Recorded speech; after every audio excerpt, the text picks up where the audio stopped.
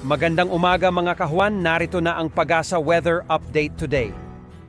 Narito na ang lagay ng ating panahon ngayong araw nga ng Biyernes, July 17, 2026. Sa ating latest satellite images, makikita po natin na merong isang bagyo sa labas ng Philippine Area of Responsibility. Isa po itong tropical depression at dahil nga nasa labas pa ito ng PAR at hindi po ito isang tropical storm, ay wala pa itong international name. Ang huling lokasyon ng bagyo sa labas ng PAR ay halos 3,000 kilometro silangan ng southeastern Mindanao.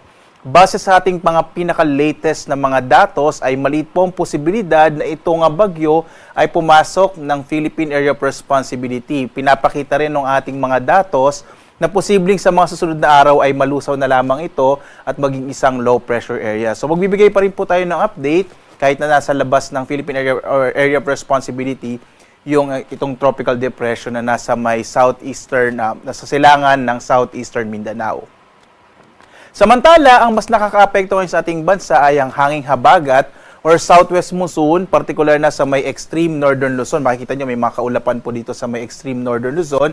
Samantala, malaking bahagi ng ating bansa ay patuloy na makararanas ngayong araw ng mainit at malinsangang panahon, lalo na sa bandang hapon, lalo na sa bandang tanghali po. Habang sa hapon hanggang sa gabi ay posibleng makaranas ng mga localized rain showers and thunderstorms ang malaking itong bahagi ng ating bansa. So mag-ingat pa rin po sa mga posibilidad ng mga flash floods and landslides, lalo na pag nagkakaroon po tayo ng mga severe thunderstorms. Inaasahan naman natin hanggang this weekend, generally fair weather ang mararanasan sa malaking bahagi ng ating bansa at sa ngayon wala tayong inaasahang may mabubuong low pressure area sa loob naman ng Philippine Area of Responsibility.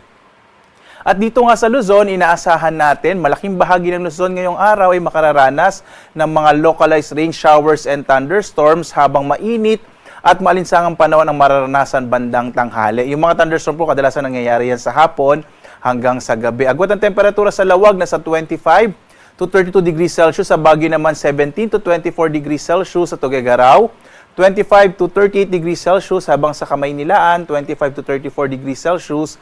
Sa Tagaytay naman 22 to 31 degrees Celsius, habang sa Legazpi sa bahagi ng Bicol 25 to 34 degrees Celsius. Dumako tayo sa Palawan, Visayas at Mindanao. Ang Palawan ay makararanas naman ng mga localized rain showers and thunderstorms. Agwat ang temperatura sa Calayan Islands na sa 28 to 32 degrees Celsius, habang sa Puerto Princesa 26 to 32 degrees Celsius.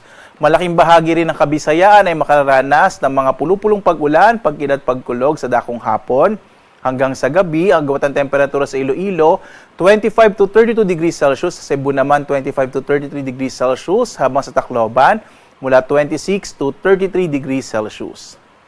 Sa Mindanao ay makararanas ng bagyang maulap hanggang sa maulap na kalangitan na may mga pulupulong pag-ulan, pagkid at pagkulog sa dakong hapon din hanggang sa gabi. Agwat ang temperatura sa Zamboanga na sa 25 to 33 degrees Celsius. Sa Cagayan de Oro naman 25 to 32 degrees Celsius, habang sa Davao na sa 23 to 32 degrees Celsius.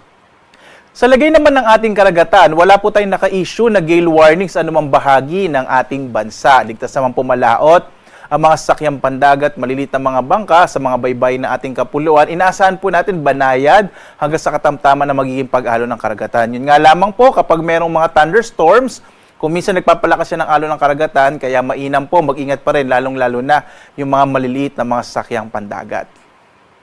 Samantala, narito po yung ating inaasa magiging lagay ng panahon sa mga susunod na araw. Posible po by tomorrow, araw ng Sabado, generally fair weather pa rin ang mararanasan sa malaking bahagi ating bansa. Pagdako po ng Linggo, posible magkaroon ng mga scattered rains o mga kalat-kalat na mga pagulan sa may bahagi ng Ilocos Region, Bataan at Zambales dahil yan sa southwest monsoon o habagat. So posible po kasi yung habagat mula sa extreme northern Luzon ay makaka-apekto nito sa may iba pang bahagi po ng Luzon. Pagdating ng araw ng Lunes hanggang Martes, magpapatuloy na may epekto ng habagat, particular na dito sa may kanlurang bahagi ng Central at Southern Luzon, kasama na rin po ilang bahagi ng Western Visayas. Kaya posible po yung mga bahagi ito ng ating bansa ay makaranas ng mas maulap na kalangitan at mas malaking posibilidad ng mga pag-ulan. At muli po, yung bagyo sa labas ng PAR sa kasalukuyan, di natin inaasahang papasok ng Philippine Area of Responsibility at posibleng malusaw na lamang sa mga susunod na araw.